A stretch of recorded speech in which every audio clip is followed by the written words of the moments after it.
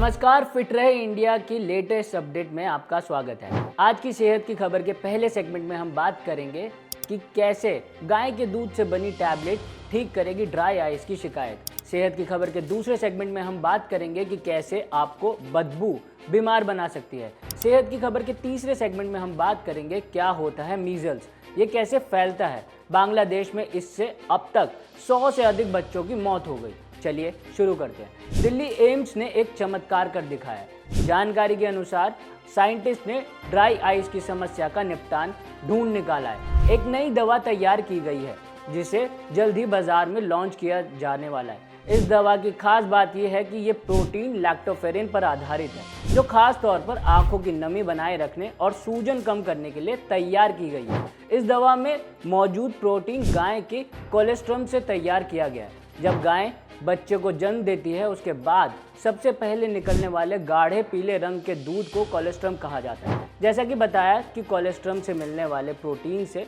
इस दवा को तैयार किया गया है। जानकारी के अनुसार कोलेस्ट्रॉल पोषक तत्व और बायोएक्टिव कंपाउंड्स का खजाना माना जाता है, जो हमारे शरीर को रिपेयर और इम्यून सिस्टम को बढ़ाने में हमारी मदद करता है। मीडिया रिपोर्ट्स के अनुसार इस दवा को तैयार करने के लिए एक जापानी कंपनी के साथ पार्टनरशिप की गई है। इस ट्रायल पर आधारित रिसर्च पेपर फिलहाल एक साइंटिस्ट जर्नल में प्रकाशन के लिए समीक्षा के दौर में। अब जान लेते हैं कि आखिर ड्राई आई होता क्या है। तो बता दें कि ये एक ऐसी परेशान करने वाली समस्या है जो तब होती है जब आंखों में आंसू की पर्याप्त मात्रा नहीं बनती, उसकी क्वालिटी ठीक नहीं होती। नतीजा आंखों में जलन, लालपन और भारीपन महसूस होने लगता है। खास तौर पर यह समस्या लंबे समय तक स्क्रीन देखने के कारण होती है और यही आदत इस समस्या को बढ़ा रही है, क्योंकि इससे पलक झपकने की दर काफ़ी कम होने लगी है। अब तक एम्स में 200 से अधिक मरीजों पर यह ट्रायल किया गया। बताया गया कि सीनियर आई एक्सपर्ट डॉक्टर नम्रता शर्मा की अगुवाई में मरीजों को 3 महीने तक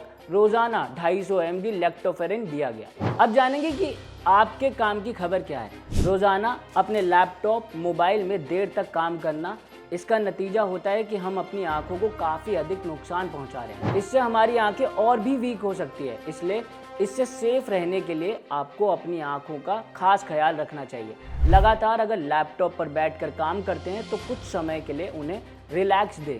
स्क्रीन टाइम जितना हो सके उतना कम रखें।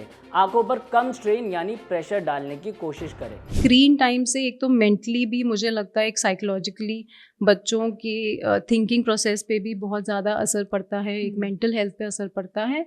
एंड जितना आप नियर फोकस करोगे उतना आपकी आई की जो लेंथ है वो बढ़ेगी, और जैसे ही आई की लेंथ बढ़ती है तो उसमें माइनस नंबर के बढ़ने के भी चांसेस बढ़ जाते हैं। And apart from this there is a phenomena known as digital eye strain और कंप्यूटर विजन सिंड्रोम, जो आजकल बच्चों में देखा जा रहा है। पहले ये चीज़ एडल्ट्स में देखी जाती थी, जो आईटी इंडस्ट्री में है, जिनका लैपटॉप वर्क बहुत ज़्यादा है, बहुत घंटों के लिए।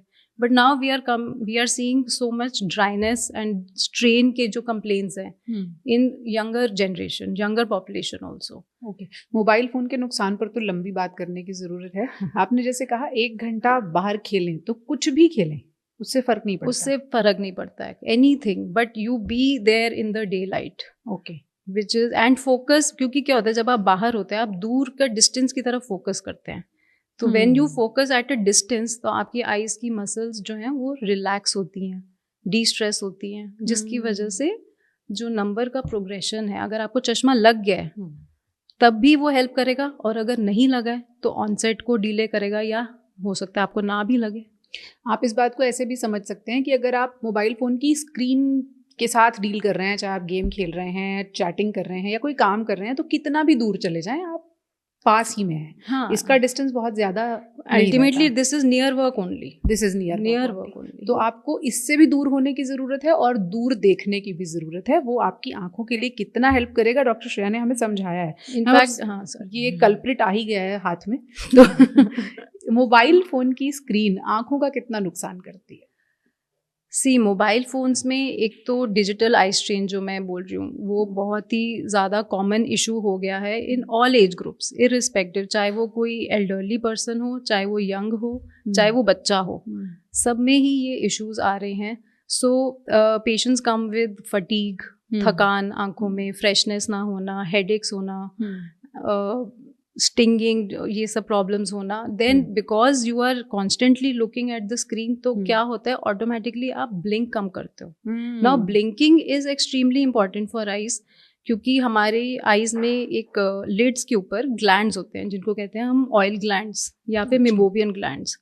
तो जब आप ब्लिंक करते हो वो ग्लैंड स्टिमुलेट होते हैं और उनमें से एक ऑयल सिक्रीशन होता है which is the superficial layer of the tears. अब बढ़ते हैं सेहत की खबर के दूसरे सेगमेंट की ओर. बदबू किसे पसंद होती है?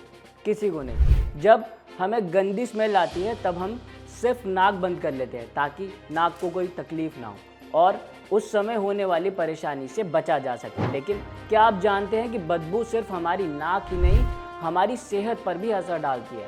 इस पर एक स्टडी की गई जिसमें चौंकाने वाले खुलासे हुए. स्टडी के अनुसार बदबू ना सिर्फ हमारी नाक पर बल्कि सेहत पर और माइंड पर दोनों पर असर डालती है. जाहिर तौर पर अगर आप किसी ऐसी जगह पर हैं जहां बदबू बहुत आती है, इसका असर आपकी सेहत पर पड़ सकता है क्योंकि उस जगह पर कई तरीके के बैक्टीरिया मौजूद होते हैं. जो लोग लगातार ऐसी जगह पर रहते हैं उनमें कई तरह से असर दिखाई देता है. ऐसे लोगों को सर दर्द, जी मिचलाना, सांस लेने में परेशानी, नींद खराब होने की समस्या का सामना करना पड़ता है. ये समस्याएं सिर्फ यही नहीं खत्म होती बल्कि ये मेंटल स्ट्रेस, चिड़चिड़ापन भी बढ़ा सकती है. इस पर कई एक्सपर्ट्स बताते हैं कि ये बदबू सिर्फ हमारी फिजिकल हेल्थ पर नहीं बल्कि इसका असर मानसिक स्वास्थ्य पर भी पड़ता है. बदबू को लेकर ज़्यादा चिंतित या फिर परेशान रहता है तो उसका असर और भी बढ़ जाता है. यानी गंध के प्रति हमारी प्रतिक्रिया भी हमारे स्वास्थ्य पर प्रभावित करती है. कई मामलों में अगर आप लगातार बदबू वाले माहौल में रहते हैं ये लाइफस्टाइल भी बदल सकती है. हालांकि हर व्यक्ति को एक जैसे लक्षण नहीं महसूस होते. ये निर्भर करता है उनकी उम्र, आदत, एलर्जी और लाइफस्टाइल जैसे कई फैक्टर्स पर. क्योंकि किस व्यक्ति को बदबू कितना परेशान करती है, लाइफस्टाइल बदलना भी उसी पर निर्भर करता है. लेकिन ये बात साफ है कि अगर आप अधिक समय तक बदबू में रहेंगे तो इसका असर आपकी सेहत पर जरूर पड़ेगा. ये बिल्कुल भी अच्छा नहीं माना जाता. अब बढ़ते हैं सेहत की खबर के तीसरे सेगमेंट की ओर. बांग्लादेश में मीजल्स के कारण पिछले एक महीने में 100 से अधिक बच्चों की मौत हो चुकी है. सरकार इसे रोकने के लिए वैक्सीनेशन अभियान चला रही है. ऐसे में सवाल आता है मीजल्स यानी खसरा है क्या, ये कैसे फैलता है? तो बता दें वर्ल्ड हेल्थ ऑर्गेनाइजेशन यानी WHO के मुताबिक खसरा एक खास तरह का इन्फेक्शन वायरस है जो हवा के जरिए तेजी से फैलता है. साथ ही कई गंभीर दिक्कतों के साथ मौत का भी कारण बन सकता है. जानकारी के अनुसार सरकार का ये अभियान 6 महीने से लेकर 5 साल तक के बच्चों पर ही केंद्रित है. लेकिन खास तौर पर उन जिलों का खास ख्याल रखा जा रहा है जहां खसरा कई अधिक है. इस बीमारी से बचने के लिए आप इनके शुरुआती लक्षणों की पहचान कर सकते हैं जिससे आप इससे बच सकें. ये वायरस एक व्यक्ति से दूसरे व्यक्ति के जरिए ट्रांसफर होता है. यानी जब कोई व्यक्ति इसका शिकार होता है उसके छींकने या फिर खांसने पर यह वायरस 2 घंटे तक हवा में जीवित रह सकता है. अब जिन व्यक्तियों ने इसका टीका नहीं लगवाया होगा वो जल्द ही इसके संक्रमण में आ सकते हैं जिसके कारण खसरा बढ़ सकता है.